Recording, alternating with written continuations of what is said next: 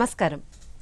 పచ్చని పంట పొలాలతో గలగలా పారే సెలయేళ్లతో ప్రకృతి అందాలకు ప్రతీకలుగా నిలిచే పల్లెసీమల్లోని సహజ వనరులను సంరక్షిస్తూ వారి ఆదాయ మార్గాలను మెరుగుపరచాలనే ముఖ్యోద్దేశంతో సమకాలిక అంశాలపై సమగ్ర సమాచారాన్ని అన్నదాతలకు చేరవేస్తున్న వ్యవసాయ సమాచార కార్యక్రమానికి స్వాగతం. ఈనాటి కార్యక్రమంలోని ముఖ్యాంశాలు: పంటల సాగుకు శ్రీరామ్ సాగర్ నీటి విడుదల, కాలీఫ్లవర్ సాగులో రైతు అనుభవం, మార్కెట్ సమీక్ష, మంగళగిరి చేపల మార్కెట్, ఇంకా మార్కెట్ ధరలు, వాతావరణ సూచనలు ఉంటాయి.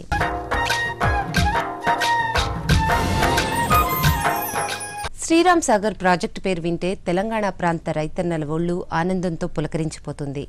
తెలంగాణ ప్రాంతంలో కొన్ని వేల హెక్టార్ల పంట భూముల సాగునీటికి ప్రధాన ఆధారం శ్రీరామ్ సాగర్ ప్రాజెక్టు. సాగునీటి విభాగపు అధికారులు పంటల నీటి అవసరాలను బట్టి శ్రీరామ్ సాగర్ ప్రాజెక్టు నుండి సాగునీటిని దఫాలుగా విడుదల చేస్తున్నారు. ప్రస్తుతం శ్రీరామ్ సాగర్ కాలువలు, బీటలు వారిన పంట పొలాలను తడుపుకుంటూ ముందుకు సాగుతున్నాయి. ఆ వివరాలు మీకోసం. రైతన్నలు కొన్ని లక్షల ఎకరాలలో పంటలను శ్రీరామ్ సాగర్ నీటిపై ఆధారపడి సాగు చేస్తున్నారు. శ్రీరామ్ సాగర్ ఆయకట్టు కింద పంటలను సాగు చేసే రైతన్నల అభివృద్ధి ధ్యేయంగా శ్రీరామ్ సాగర్ ప్రాజెక్టు అధికారులు పనిచేస్తున్నారు. ఆయకట్టు కింద సాగులో ఉన్న ప్రతి పంట పొలానికి సాగునీరు అందించడానికి విశేషంగా కృషి చేస్తున్నారు. శ్రీరామ్ సాగర్ ప్రాజెక్టు ఉన్నతాధికారులు ప్రాజెక్టులో ఉన్న నీరు, ఆయకట్టు కింద సాగులో ఉన్న పంట భూములను దృష్టిలో ఉంచుకొని దఫాలుగా సాగునీరును విడుదల చేస్తున్నారు. ప్రస్తుతం రబీ పంటలకు సాగునీరు అందించే ఉద్దేశంతో శ్రీరామ్ సాగర్ నీటిని విడుదల చేస్తున్నారు. శ్రీరామ్ సాగర్ ప్రాజెక్టు నీటి నిల్వ సామర్థ్యం, ఆయకట్టు కింద సాగులో ఉన్న పంట పొలాలు, సాగునీటి విడుదల తదితర అంశాల గురించి శ్రీరామ్ సాగర్ ప్రాజెక్టు చైర్మన్ బొడ్డు లక్ష్మణ్ మాటల్లో తెలుసుకుందాం.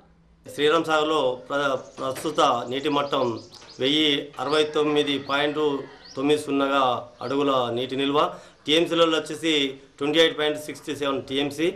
మరి అట్లాగే ఏదైతే 49 టీఎంసీలు ఉన్నప్పుడు మరి ఎబో ఎల్ఎండి పైన వాటర్ కేటాయింపులు కానీ, బిలో ఎల్ఎండి కానీ, drinking purpose, dead storage, NTPC నీటి కేటాయింపులు చేయడం జరిగింది. మరి ప్రస్తుతానికి ఎబో ఎల్ఎండి పైన శ్రీరామ్ సాగర్ ప్రాజెక్టు నాకున్న పరిధిలో మరి 1 టీఎంసీ లక్ష్మీ కెనాల్కు, సరస్వతి కెనాల్కు 1 టీఎంసీ గాను, 15 టీఎంసీలు మరి కాకతీయ కెనాల్కు 0 to 146 కిలోమీటర్ వరకు కేటాయింపు చేయడం జరిగింది. అందులో భాగంగా మరి ఒక తడికి గాను 8 రోజులు 5500 క్యూసెక్ల చొప్పున 8 రోజులు గాను 12 రోజులు ఆపుగా మరి మా డబ్ల్యూ ప్రెసిడెంట్లు రైతులతోటి తీర్మానించడం అనేది. ప్రస్తుతానికి నీటి నిల్వలు తక్కువ ఉన్నందుకు గాను మరి టేలర్ ఏరియాలకు పోకుండా కొద్దిగా ఇబ్బందికర విషయం.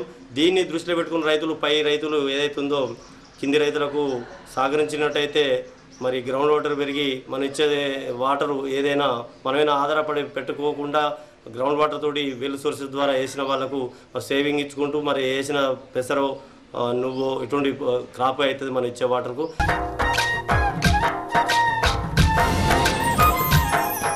రబీ పంట కాలంలో రైతన్నలు సాగు చేసే ముఖ్యమైన కూరగాయ పంటల్లో కాలీఫ్లవర్ ఒకటి.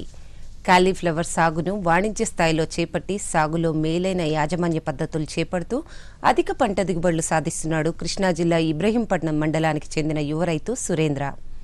కాలీఫ్లవర్ సాగులో సురేంద్ర అనుభవాలు మీకోసం. మన రాష్ట్రంలో పండించే ముఖ్యమైన శీతాకాలపు కూరగాయ పంటల్లో కాలీఫ్లవర్ ఒకటి. కాలీఫ్లవర్ ఎప్పటికీ మంచి మార్కెట్ను ధరను కలిగి రైతుకు మంచి లాభాన్ని ఇస్తుండడం వలన చాలామంది రైతులు కాలీఫ్లవర్ సాగుపై మొగ్గు చూపుతున్నారు. కృష్ణా జిల్లా ఇబ్రహీంపట్నం మండలం మురపాడు గ్రామ రైతు సురేంద్ర గత 10 సంవత్సరముల నుండి 5 ఎకరాల్లో కాలీఫ్లవర్ను సాగు చేస్తూ మంచి దిగుబడితో పాటు ఆశించిన రీతిలో ఆదాయాన్ని పొందుతున్నాడు.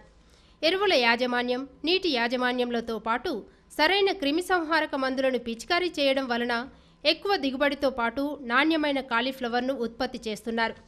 కాలీఫ్లవర్ సాగుతో మంచి దిగుబడిని, ఆదాయాన్ని పొందుతున్న విధానాన్ని రైతు సురేంద్ర మాటల్లో తెలుసుకుందాం. నేను కాలీఫ్లవర్ 5 నుంచి 6 ఎకరాల వరకు వేస్తాను. టమాటాను, మిగతా రకాల కూరగాయలు కూడా సాగు చేస్తాను. నేను ఇది 60 రోజుల క్రితం నాటాను ఇక్కడ కాలీఫ్లవర్. ఇది హైబ్రిడ్ వెరైటీ అండి. ఇది 60 నుంచి 65 రోజులు, 70 రోజుల లోపు దిగుబడి వస్తుంది మనకి. 30 రోజులు నర్సరీలో నారు పెంచాను. ఇది వేసిన తర్వాత 60 రోజులకి ఇప్పుడు కటింగ్కి వచ్చింది. దీన్ని ఇక్కడ నేను కట్ చేసుకొని హైదరాబాదులో మార్కెట్లోకి తీసుకెళ్ళి అక్కడ అమ్ముకోవటం జరుగుతుంది. కమిషన్ ఏజెంట్ల దగ్గర. ప్రస్తుతానికైతే ఇది 2వ కోత కట్ చేసామండి. ఇంకా 3-4 కోతలు వస్తాయి. మొత్తం 5-6 కోతల్లో ఇది కటింగ్ అయిపోతుంది. ఇది టొకిటో వాళ్ళది ఫిజియం అని చెప్పి హైబ్రిడ్ వెరైటీ అండి. ఇది 2 కేజీల నుంచి 3 కేజీల వరకు వస్తుంది. బాగా వైట్ ఉంటుంది, మార్కెట్లో బాగా డిమాండ్గా ఉన్నది. ఇది అక్టోబర్ నుంచి డిసెంబర్, జనవరి వరకు కాలీఫ్లవర్ సాగు చేసుకోవచ్చు అండి. ఇది వేయటం వల్ల కాలీఫ్లవర్ ఆశాజనకంగానే ఉంది.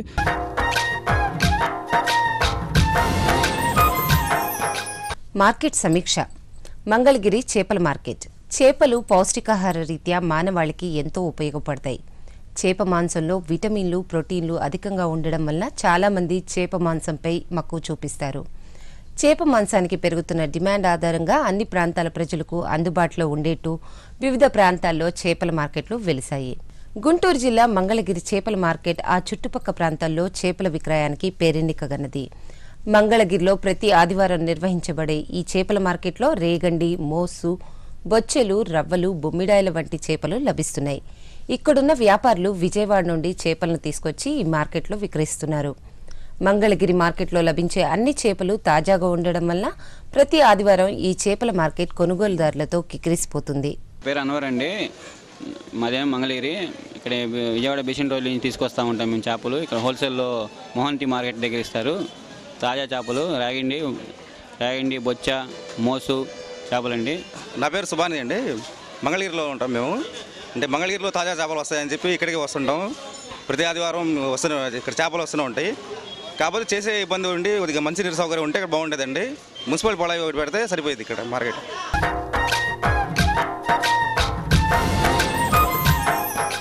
ఈరోజు మార్కెట్ ధరలు ఈ విధంగా ఉన్నాయి. బాపట్ల బీపీటీ వరి క్వింటాలుకు కనిష్ట ధర 1500, గరిష్ట ధర 1700. రావులపాలెం సాంబ మసూరి 1400, 1500. నెల్లూరు ఎంటీయు 1010, 1200, 1300. విజయనగరం 1001, కనిష్ట ధర 1250, గరిష్ట ధర 1300. అనంతపురం వేరుశెనగ క్వింటాలుకు కనిష్ట ధర 4800, గరిష్ట ధర 4900. నంద్యాల శనగ దేశీ రకం 3250, 3350. ఆళ్లగడ్డ జొన్న 1400, 1600. పెనుగొండ ప్రొద్దుతిరుగుడు కనిష్ట ధర 3100, గరిష్ట ధర 3300. క్రాస్ బ్రీడ్ పట్టుగుళ్ల ధరలు. మదనపల్లి కనిష్ట ధర 237, గరిష్ట ధర 310. పలమనేరు 246, 290. రామ్నగర్ 250, 338. హిందూపూర్ కనిష్ట ధర 160, గరిష్ట ధర 320.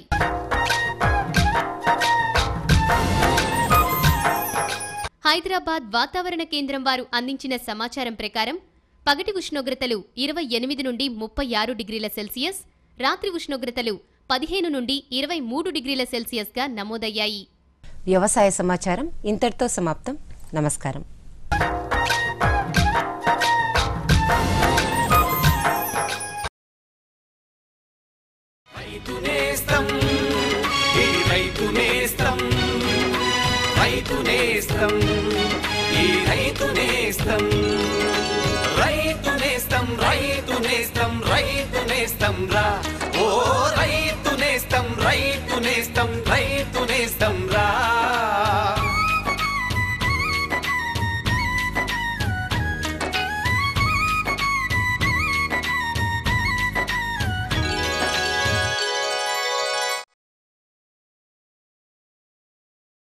శ్రమకోర్చి సేద్యం చేసే రైతన్నకు ఏ విధంగానూ పంట నష్టం జరగకుండా సరైన సాగు విధానాల గురించి తగిన అవగాహన కల్పిస్తూ నిత్యం పలు కీలక అంశాలతో మీ ముందుంటున్న రైతు నేస్తానికి స్వాగతం.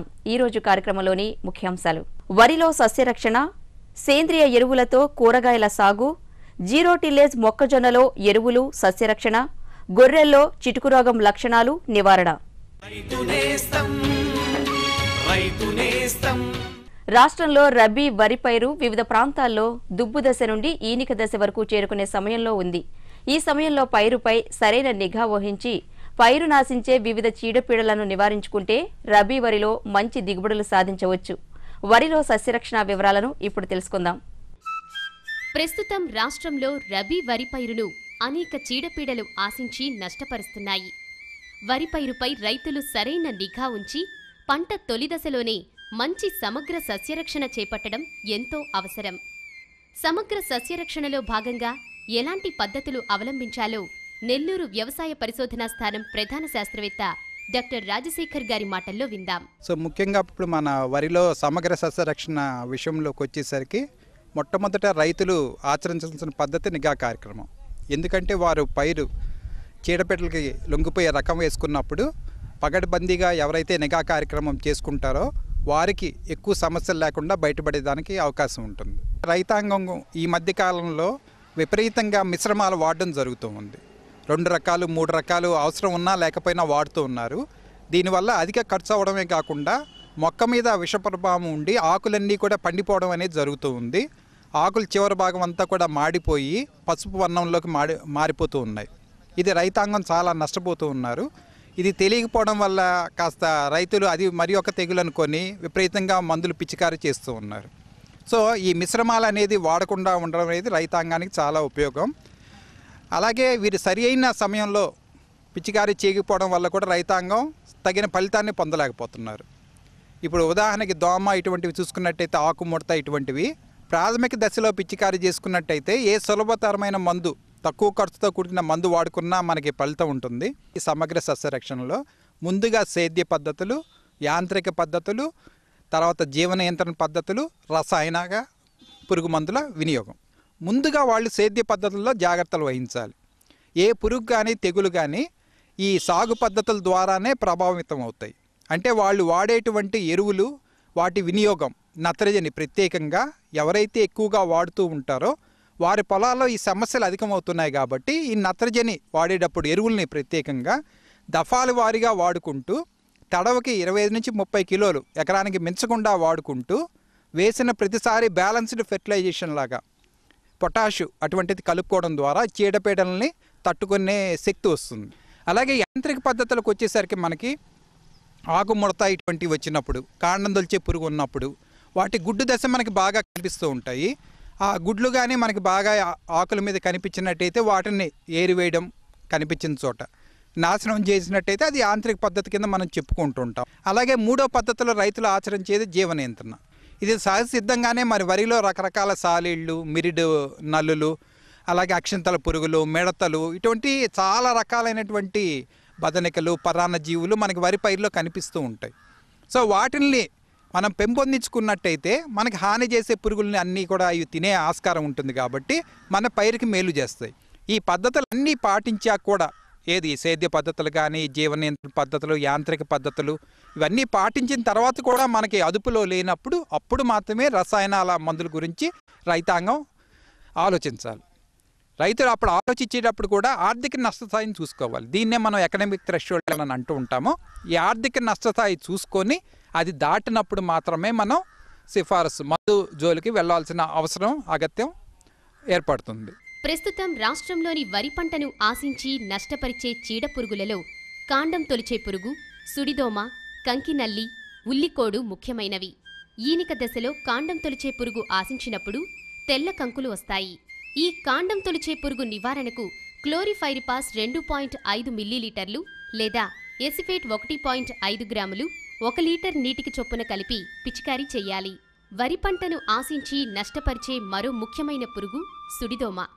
గోధుమ రంగు దోమలు దుబ్బుల అడుగున నీటి మట్టం పై ఉండి దుబ్బుల నుండి రసాన్ని పీలుస్తాయి.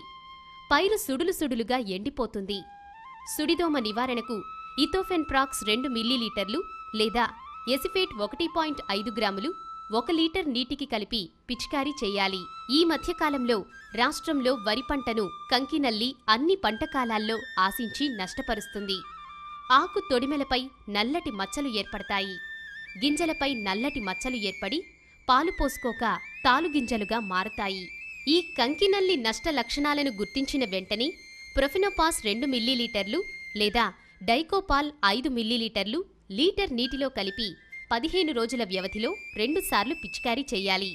ఉల్లికోడు వరి పైరును నారుమడి దశ నుండి పిలక దశ వరకు ఆశించి నష్టపరుస్తుంది. ఉల్లికోడు నివారణకు వరి నాటిన 15 రోజులకు ఎకరానికి 10 కిలోల కార్బోఫ్యూరాన్ గుళికలు వేయాలి. వరి పంటను ఆశించి నష్టపరిచే తెగుళ్లలో అగ్గి తెగులు, పొడ తెగులు, కాండం కుళ్ళు తెగులు ముఖ్యమైనవి. వరి పంటను అగ్గి తెగులు ఆశించినప్పుడు ఆకులపై ముదురు గోధుమ రంగు అంచుతో మధ్యలో బూడిద రంగు గల నూలు కండే ఆకారపు మచ్చలు ఏర్పడతాయి. వెన్నుల మెడభాగంలో అగ్గి తెగులు ఆశించినప్పుడు వెన్నులు విరిగిపోతాయి.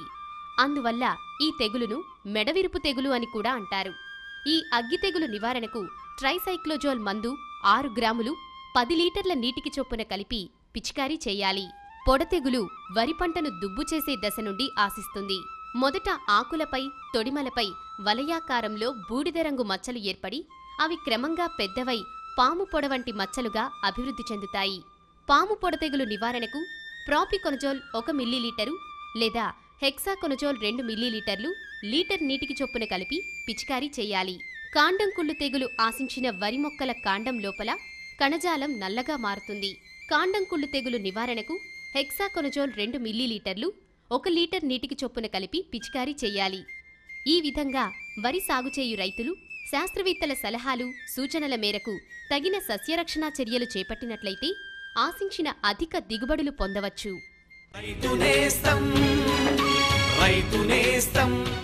ఆహారంలో నేరుగా తీసుకునే కూరగాయలను కేవలం సేంద్రియ విధానం ద్వారా పండించడం వలన రసాయన అవశేషాలు లేని కూరగాయలను పొంది ప్రజల ఆరోగ్యాన్ని కాపాడటమే కాక మంచి మార్కెట్ ధర కూడా పొందవచ్చు. సేంద్రియ ఎరువులతో కూరగాయలను ఏ విధంగా సాగు చేసుకోవాలో ఇప్పుడు చూద్దాం. ప్రతి మనిషి సరాసరి రోజుకి 300 గ్రాముల కూరగాయలను ఆహారంలో తీసుకోవాలి. కానీ మన దేశంలో తలసరి 100 గ్రాముల కూరగాయలు మాత్రమే అందుబాటులో ఉన్నాయి.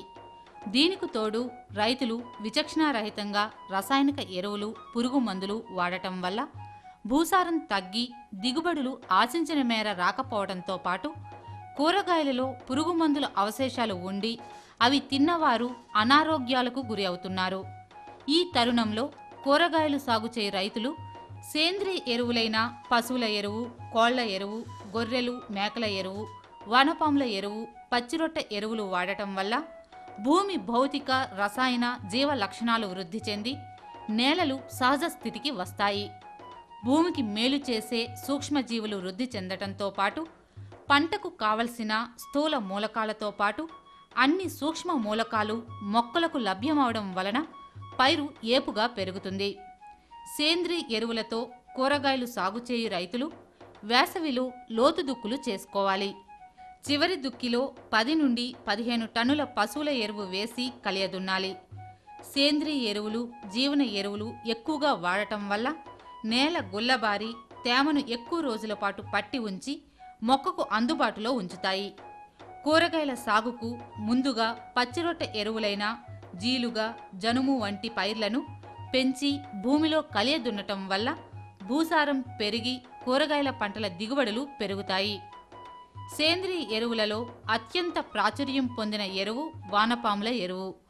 ఈ వానపాముల ఎరువును రైతులు తమ పంటల ఉప ఉత్పత్తులను చెత్త, పశువుల పేడ ఉపయోగించి తమ పంట పొలాల్లోనే తయారు చేసుకొని వాడుకోవచ్చు. టమాటో, మిరప, వంగ, బెండ వంటి కూరగాయ పంటలకు పైపాటుగా వానపాముల ఎరువు వంటి సేంద్రియ ఎరువులను మొక్క దగ్గరగా మొదలు చుట్టూ వేయడం వలన మంచి ఫలితాలుంటాయి. ఎకరానికి 1 నుండి 2 టన్నుల వర్మీ కంపోస్ట్ వేయడం వల్ల మంచి ఫలితాలుంటాయి. ఈ సేంద్రియ ఎరువులు వాడి పండించిన కూరగాయలు మంచి నిల్వ సామర్థ్యం కలిగి ఉంటాయి. కూరగాయలు సాగు చేయ రైతులు సేంద్రియ ఎరువులతో పాటు సస్యరక్షణకు జీవ రసాయనాలను వాడటం వల్ల కూరగాయల నాణ్యతను పెంచవచ్చు. టమాటో వంటి పంటలకు అజటోబాక్టర్, అజోస్పైరిల్లం వంటి జీవన ఎరువులు వాడటం వల్ల భూసారం పెరగటంతో పాటు ఉత్పత్తి ఖర్చు తగ్గి నికర లాభాలు పెరుగుతాయి. ఈ సేంద్రియ ఎరువులు వాడటం వలన మొదట దిగుబడులు తగ్గినప్పటికీ 3-4 సంవత్సరాల తరువాత దిగుబడులు సాంప్రదాయ సాగుకు ధీటుగా వస్తాయి. సేంద్రియ ఎరువులు వాడి పండించిన కూరగాయలకు మార్కెట్లో మంచి ధర లభించటం వలన రైతులు మంచి లాభాలు పొందవచ్చు.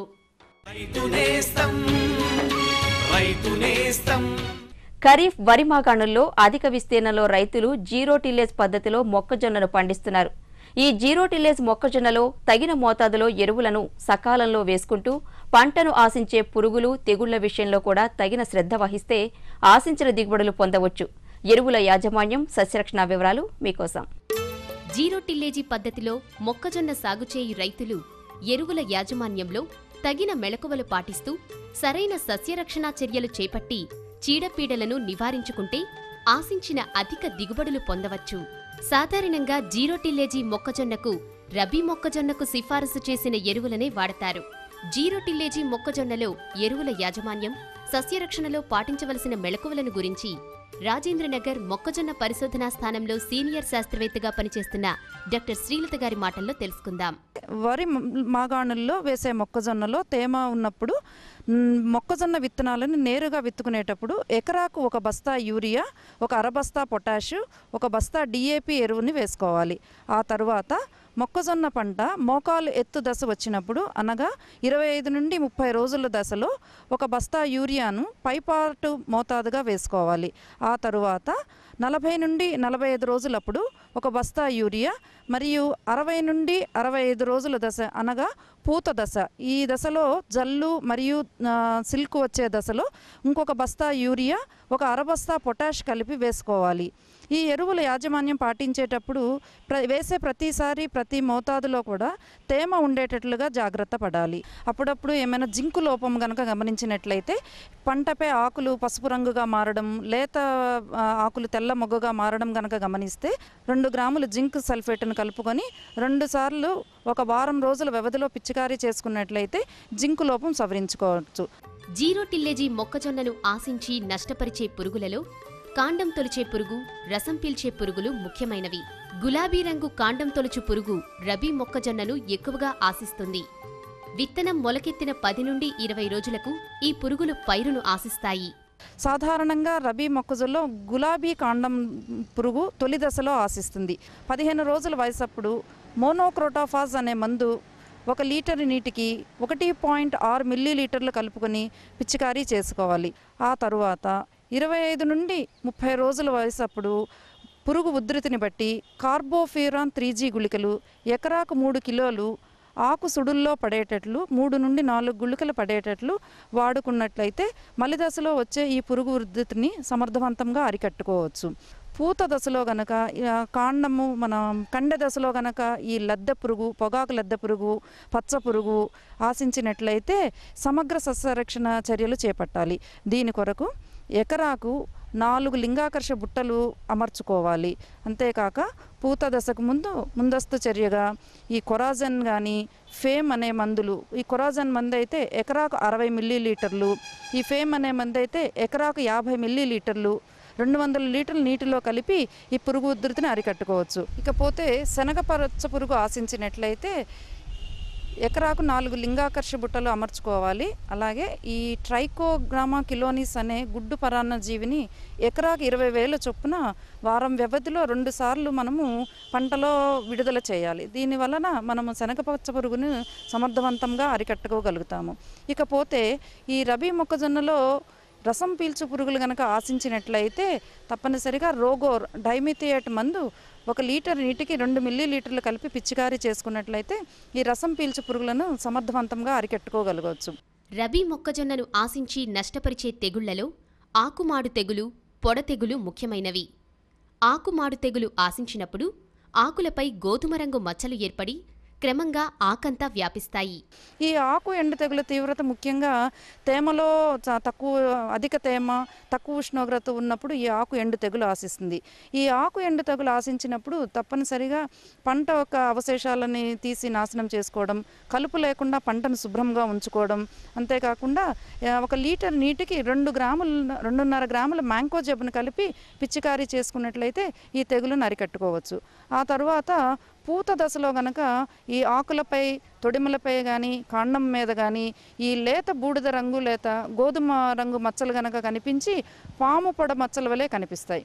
ఈ పాము పొడ తెగులు గనక ఆశించినట్లయితే ముఖ్యంగా పంటను కలుపు లేకుండా శుభ్రంగా ఉంచుకోవడము, తర్వాత తెగులు సోకిన మొక్క యొక్క ఆకులు కింద 1-2 ఆకులను తీసివేయడము కాకుండా ప్రాపికొనజోల్ అనే మందు లీటర్ నీటికి 1 మిల్లీలీటరు పిచికారీ చేసుకున్నట్లయితే ఈ పాము పొడ తెగులను సమర్థవంతంగా అరికట్టుకోవచ్చు. చల్లని వాతావరణంలో ఏమైనా తుప్పు మచ్చలు కనుక మీరు రైతులు గమనించినట్లయితే ఈ తుప్పు తెగులు నివారణకి మ్యాంకోజబ్ అనే మందు ఒక 2.5 గ్రాములు 1 లీటర్ నీటికి కలిపి పిచికారీ చేసుకున్నట్లయితే తుప్పు తెగులును నివారించుకోవచ్చు.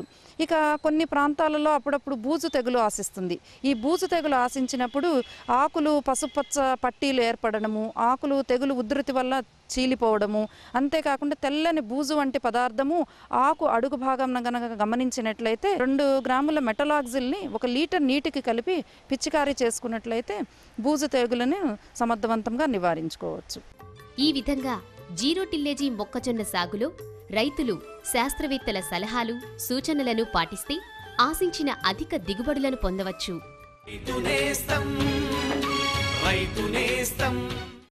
సత్తుపల్లి గ్రామంలోని ఫకీరు బాబాకు ఉంది ఎంతో మహత్తు. అంతా అనేవారు బాబా మీరు తలరాతను మార్చేస్తారని. వ్యవసాయం గురించి ఆయన చెప్పే మాటలతో పంటలు చాలా బాగా పండేవి. అయితే ఒకరోజు ఫకీరు బాబా రహస్యం బట్టబయలైంది. కిసాన్ కాల్ సెంటర్ నుంచి ఆయన తెలుసుకునేవాడు ఉత్తమ సేద్యపు సమాచారం. సేద్యానికి సంబంధించిన ఏ సమస్య ఉన్నా కిసాన్ కాల్ సెంటర్లోని వ్యవసాయ విశేషజ్ఞుల సలహా తీసుకోండి. వెంటనే అక్కడికక్కడే మీ భాషలో మాట్లాడి వ్యవసాయం గురించిన సందేహాలున్నా సలహా కావాలన్నా ఉచిత నంబరు 180018011551కి కాల్ చేయండి. గొర్రెల పెంపకందారులు గొర్రెల ఆరోగ్యం విషయంలో శ్రద్ధ వహించేటప్పుడు గొర్రెలకు సంభవించే చిటుకు రోగంపై తగిన అవగాహన కలిగి ఉండాలి. వ్యాధిని కనుగొనే లోపలే తీవ్రత ఎక్కువై గొర్రెలు హఠాత్తుగా చనిపోయేందుకు కారణమయ్యే చిటుకు రోగం లక్షణాలు, నివారణ వివరాలు ఇప్పుడు తెలుసుకుందాం. మన రాష్ట్రంలో అనేక మంది సన్న, చిన్నకారు రైతాంగం, నిరుద్యోగ గ్రామీణ యువత గొర్రెల పెంపకంపై ఆసక్తి చూపిస్తున్నారు. మన రాష్ట్రం గొర్రెల పెంపకంలో దేశంలోనే ప్రథమ స్థానంలో ఉన్నప్పటికీ ఈ మధ్య కాలంలో గొర్రెలు వ్యాధుల బారిన పడుతుండడంతో రైతులు నష్టపోతున్నారు.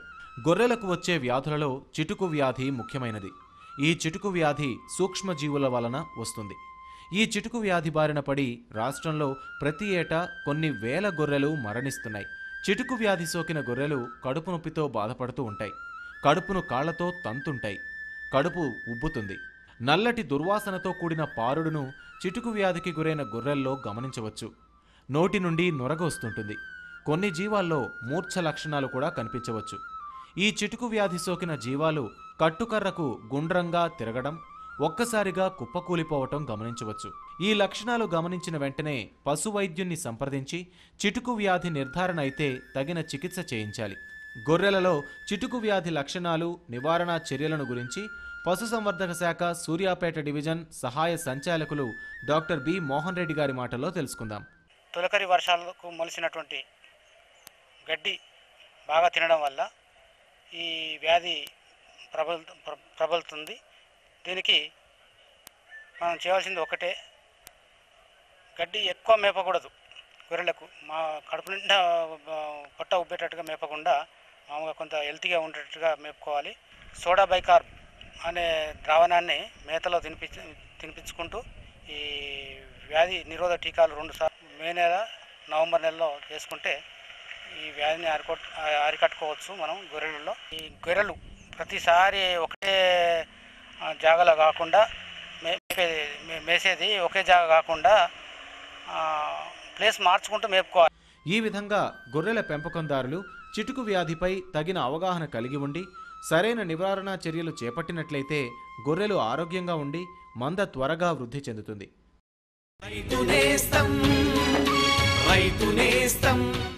రైతు నేస్తం కార్యక్రమంపై మీ సలహాలు, సూచనలు తెలియచేయవలసిన మా చిరునామా రైతు నేస్తం, కేర్ ఆఫ్ డైరెక్టర్, దూరదర్శన్ కేంద్రం, రామంతపూర్, హైదరాబాద్ 500001 3.